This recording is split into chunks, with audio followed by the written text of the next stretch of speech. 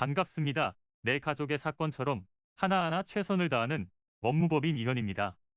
누구나 법적 문제가 생기면 심적으로나 경제적으로 큰 부담을 갖게 됩니다. 혼자서 해결해 보려 하겠지만 만족스러운 결과를 이끌어내기가 쉽지 않죠. 여러분의 정신적인 고통, 금전적인 어려움을 이해하며 이현의 법률 상담 시스템을 통해 도움을 드리고 있습니다. 의뢰인의 문제는 하나의 사건이 아니라 한 사람의 삶이라는 마음으로 면밀하게 분석하여 해결의 실마리를 찾아드리겠습니다. 자, 그럼 오늘의 주제인 일반교통 방해죄에 대하여 함께 알아볼까요? 본죄는 많은 사람들이 이용하는 통행로를 막아 사람이나 차량이 이동하기 곤란하게 만드는 행위로서 공공의 이익에 반하는 행위로 판단되어 형사적 처분을 받을 수 있는데요. 다소 생소하게 느껴질 수 있지만 실제로 우리 주변에서 빈번히 발생하는 일입니다. 고의나 과실로 교통로나 교통시설 등을 손괴하거나 점거하는 방식으로 다른 차량의 교통을 방해할 때 성립하는데, 대부분 공공의 이익을 침해하는 상황이 발생하기에 당사자들의 갈등이라고 주장할지라도 이에 대한 벌금형이 내려질 수 있기에 유의하셔야 합니다. 만약 여러분이 다수의 통행을 방해하는 행위를 함으로 누군가 상해에 피해를 입게 되었다면 무기 또는 3년 이상의 징역에 처해질 수 있으며, 사망하게 되었다면 5년 이상의 징역으로 처벌을 받을 수 있습니다.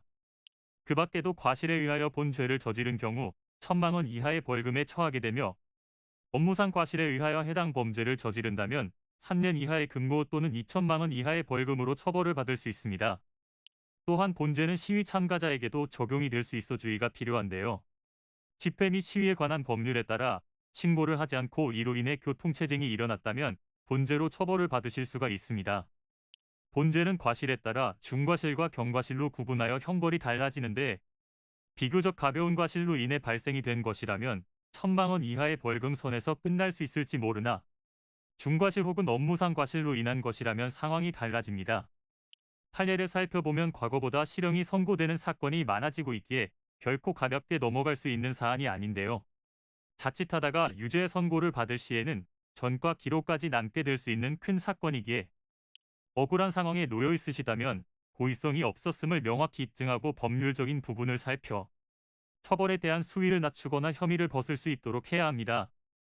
이는 간단히 분석될 문제가 아닌 경우들이 대부분이므로 꼭 법률적인 상담을 받아보는 것이 현명하다고 볼 수 있습니다.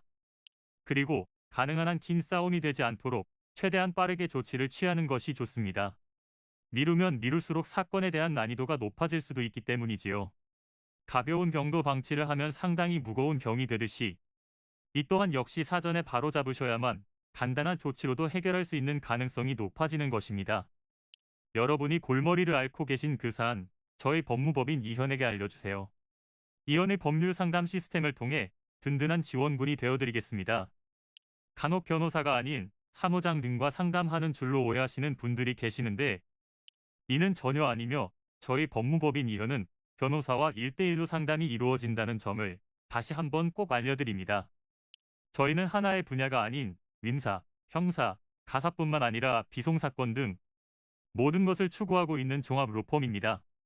가장 궁금해하시는 사건의 해결 가능성과 해결의 키포인트, 예상되는 문제점과 해결 방안 등을 총망라하여 종합적인 시각으로 안내해드리고 있습니다. 보다 정확한 상담을 위해 전국, 전 지역 상담 접수를 먼저 실시하오니 해당 화면에 보이는 번호로 먼저 연락을 주시면 친절한 안내를 도와드리도록 하겠습니다. 인터넷으로 법무법인 이현을 검색 후 홈페이지를 살펴보시고 와도 좋습니다.